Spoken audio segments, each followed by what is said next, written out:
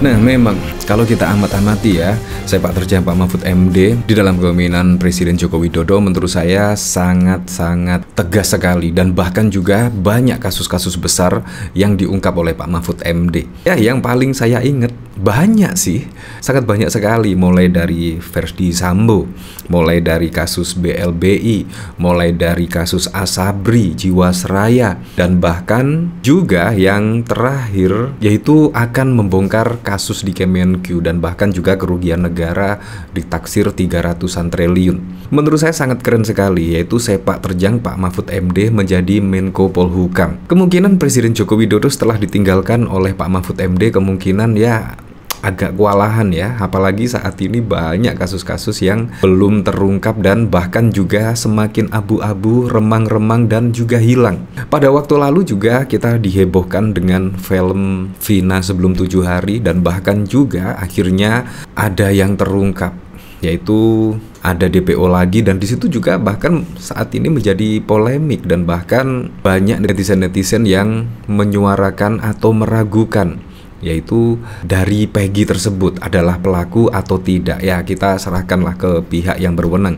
Belum lagi di situ ada kasus timah yang setidaknya merugikan negara 271 triliun, dan bahkan kemarin direvisi ternyata hingga 300 triliun. Bayangkan kerugian negara. Di situ masih banyak lagi, yaitu kasus-kasus seperti pada waktu lalu ada yang menguntit dari Densus. Wah, di situ kemungkinan kalau Pak Mahfud MD yang menjadi Menko Polhukam pasti juga sudah akan tegas ya mengusut semua kasus-kasus tersebut. Nah, di sini bahkan juga ada cuitan dari John Sitorus. Di sini tiba-tiba merindukan, yaitu kehadiran sosok Pak Mahfud MD di tengah kasus hukum yang morat-marit dan berantakan ini. Ya, memang saya sangat setuju sekali, yaitu memilih menteri, memilih pemimpin itu memang harus dilihat dari track record. Tidak ada beban masa lalu. Menurut saya tidak punya beban masa lalu itu sangat keren sekali, sehingga menjalani pekerjaannya tidak akan ada beban. Ya, seperti Pak Mahfud MD. Pak Mahfud MD rekam jejaknya menurut saya sangat jelas sekali, tidak ada beban masa lalu dan lain sebagainya, dan akhirnya ya semuanya diungkap, termasuk juga BLBI, kasus BLBI, Verdi Sambo, Jiwasraya, Asabri, dan lain sebagainya diungkap dalam kepemimpinan Pak Mahfud MD. Menurut saya sangat keren sekali. Di sini bahkan juga dari cuitan John Sitorus, tidak ada pemerintah menteri yang berani bersuara terkait kasus Vina di Cirebon. Wah, Densus 88 versus Kejaksaan Agung kasus korupsi 271T, korupsi 8T, tragedi Brigadir RAT. Wah, di sini memang sangat ngeri sekali ya di sini. Akhirnya pun ya John Sitorus di sini mengatakan rindu terhadap kepemimpinan Pak Mahfud MD di Menko Polhukam. Kemungkinan juga Presiden Joko Widodo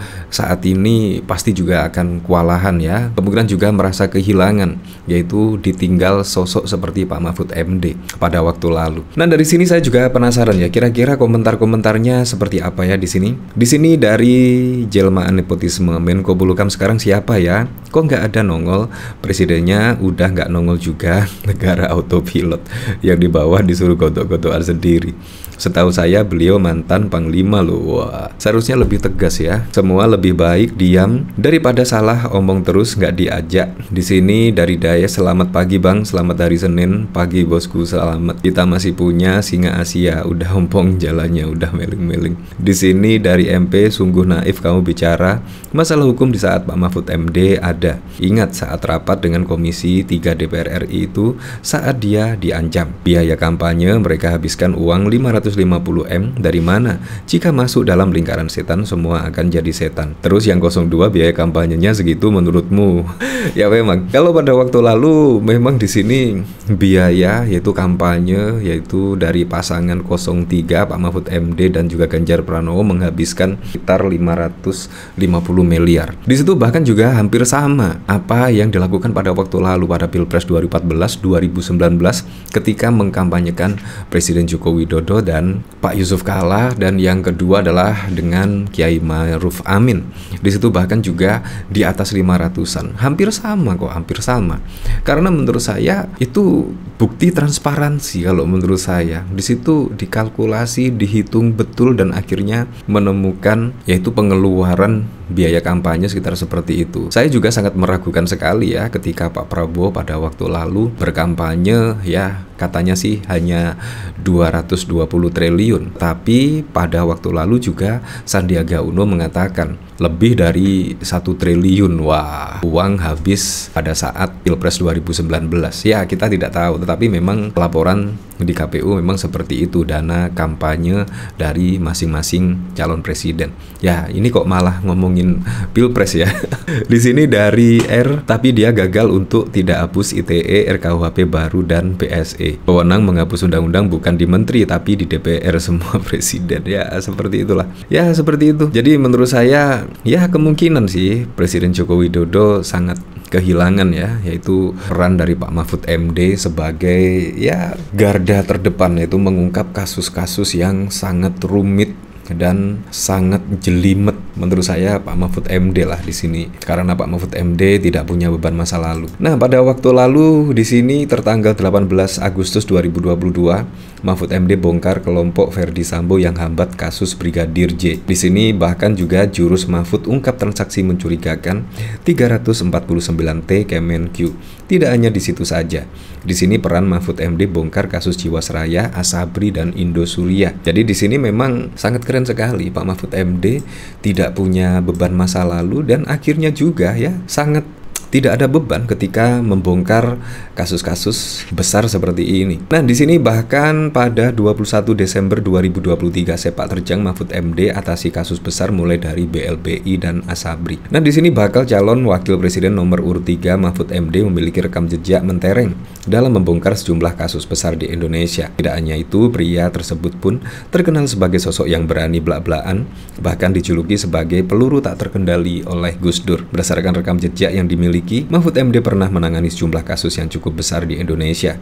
Salah satunya penanganan dan pemulihan hak tagih negara melalui Satgas BLBI. Mahfud menjelaskan, Satgas BLBI sudah berhasil merebut 34 triliun dari para obligor. Bahkan Satgas BLBI telah memperoleh kembali aset dan penerimaan negara bukan pajak BNPB dengan sejumlah aset seluas 40